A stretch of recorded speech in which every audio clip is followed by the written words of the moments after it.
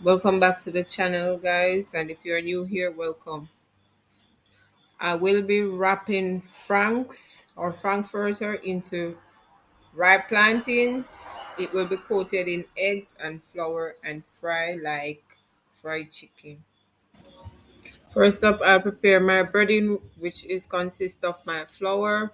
I add white sugar, cayenne pepper, black pepper, meat seasoning, and all-purpose seasoning. This is the breading we're going to use to coat the plantain and frankfurters. Here I am preparing some sauce to eat with my frankfurter wrap when it's done with some white rice. Here I have strips of plantains that were cut and they cut very thin so they can be wrapped around my frankfurter.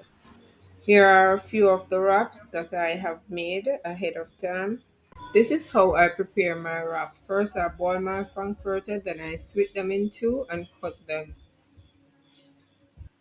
After which, I put strips of of plantain into the egg that I've whisked and the frankfurters that I have cut. Then I dip them into my breading and wrap them. After coating in my eggs, I'll put it in my breading and coat and wrap. It's a little slippery with the eggs, so you have to maybe use a fork or a spoon to help you to get on the breading onto it to wrap it properly.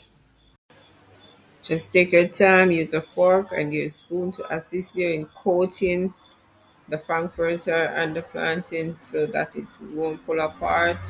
Stick the flour, use the flour to stick in the eggs, and then put it into your frying pan and allow it to brown. It won't take long, maybe 2 minutes or less. After 2 minutes, you can take out your wrap. By then, your plantain will be fried and your crust will be fried properly. I recommend you put it on a piece of paper towels so that it can absorb the excess oil. Here I have my wraps and some fried plantains along with some frankfurter that was just coated in eggs and flour.